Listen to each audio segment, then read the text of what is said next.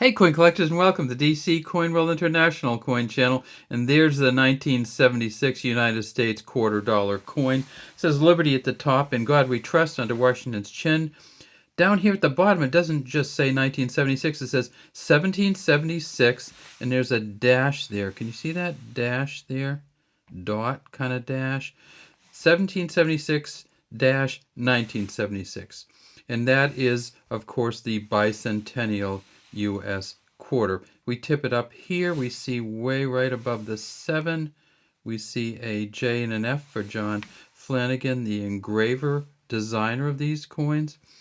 And we tip it up on its edge. We see that, of course, it is a clad coin, a copper nickel clad copper coin, the so-called copper sandwich. 119 of these reeds going around the edge. And then we get to the back and we see that it is pretty nice coin. United States of America at the top, 13 stars around a torch here, E pluribus unum, a colonial drummer here, and down below the drummer it says $quarter. If we look back here, we see a J, an L, and an A. And that is Jack L.R., A.H.R., who was the engraver of these coins. There are some of these coins that don't have a complete drumstick.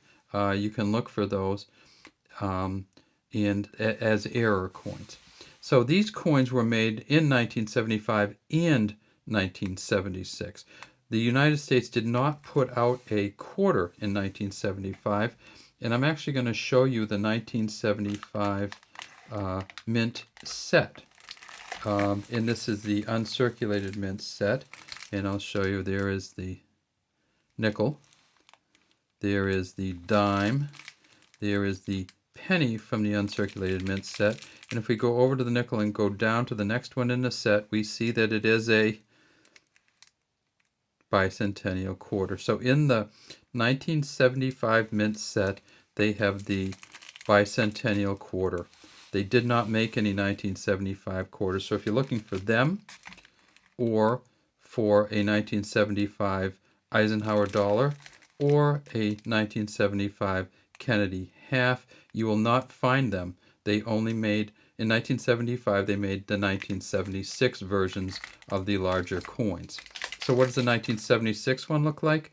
Well, how can you tell the difference? Well, it has the 1976 penny, dime, and nickel in it, and it has the same $quarter and half in it. There's a Kennedy half. So that was the Denver Mint, as you could see, the D blob. This is the Philadelphia Mint. At the Denver Mint in let's call it 1975, 1976, they made 860 million of the Ds. They made 809, almost 810 million of the Philadelphia No Mint. And then they also made about 4.15 million of the San Francisco Mint coins. I don't have one of those, but I kind of do. This is an S coin, of course, and you can tell that it's a San Francisco Mint because they actually polish the Washington differently than they polish and both the Washington, which is almost like a sandpaper-ish, and the background. But this is an S, not the regular S, which is the they made 4.15 million of, but the silver S. So they put out some silver mint sets in silver clad they call it, 3-piece set, and they put out about 5 million of these. And the 3-piece set had the quarter, the half, and the Eisenhower dollar in it. Those silver sets initially sold for $9. They're worth about $19. Much of that just in silver alone, and you can tell if you've got a silver one of these because you tip it up on its edge and you see no copper in it. You can also tell if you got a silver one of these if you just weigh it, because it weighs about 6.2 grams rather than the 5.7 6, 7 grams of these regular quarters. So they made Philly, they made Denver, they made San Francisco, and then they made a silver San Francisco. They also made the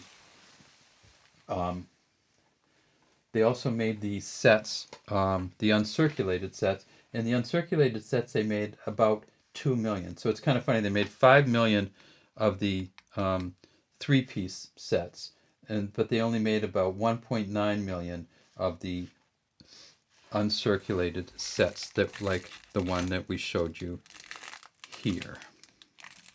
So not so many of these were made, and some of these, this one looks like it's in pretty good color shape, but if we look down in here, we see that they made so many of them that they made a lot of errors, and this actually one has a die crack in it, but I don't think it's going to add a lot to the value. And you'll see that they did such a rush job on there that sometimes Washington appears almost bald in these coins. All right, well, that's all we have today from DC Coin World. We'd love to have you subscribe to our channel and leave any comments you might have in the comment section.